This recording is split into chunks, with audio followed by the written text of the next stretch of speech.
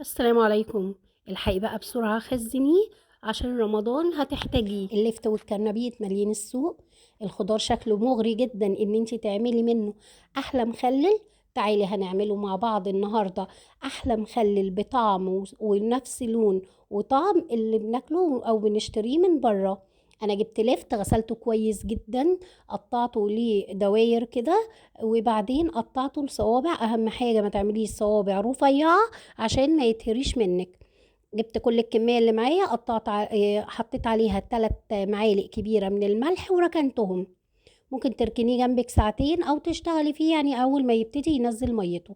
جبت الكبة حطيت فيها بنجراية صغيرة، لو كبيرة عندك حطي نصها بس، قرنين من الفلفل الاخضر، معلقة سكر كبيرة ودي اهم حاجة اوعي تنسيها عشان دي سر القرمشة.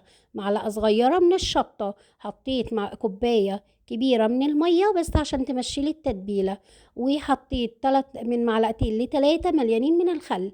جبت 2 لتر من المية اللي كنت غلياها وسايباها تبرد، حطيت فيها 6 معالق كبار من الملح، يعني 6 معالق غرامية. قلبت ودوبت كل الملح كويس جدا. حطيت اللفت بتاعي في البرطمان النضيف المتعقم، وهنزل عليه بالمية. وسواء اللفت او الخضار المشكل اللي هنعمله كمان شوية هناكلوه بعد 4 ايام. انا هنا معايا يعني ده كرنبيت كان باقي مع عندي. اهم حاجه وانت بتقطعي الكرنبيت مالكيش دعوه بالورده، ما تتقطعش بالسكينه.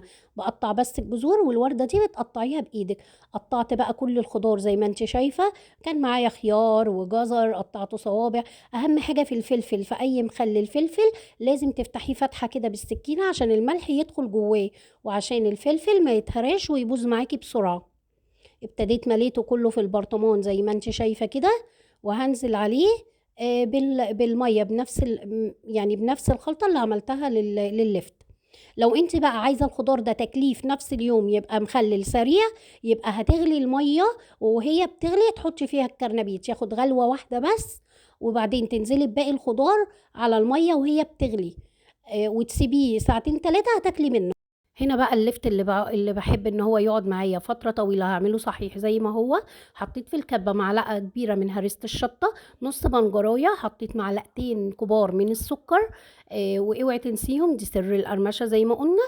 حطيت 6 معالق كبار من الملح وحبه ميه بس يمشوا الخلطه ديت في الكبه بس. ده على 2 لتر من الميه، يبقى على 2 لتر من الميه حطيت 6 معالق من الملح ومعلقتين من السكر، معلقة كبيرة من هريسة الشطة، وحتة بنجراية كده تحمر لونها. واوعي تحطي خل، اللي بيحتاجوا الوقت اهم طويل نصيحة مش هقولها لك بنحط وانت خل. بتشتري اللفت. تختاري اللفت الصغير والجامد مش الطري. يا ريت ما تنسيش اللايك والشير ومتابعة للقناة وتعليق لو بحرف عشان يرفع الفيديو ويوصل لأكبر عدد ويستفيد. أستودعكم الله الذي لا تضيع ودائعه، ودمتم في حفظ الله وأمنه. والسلام عليكم ورحمة الله وبركاته.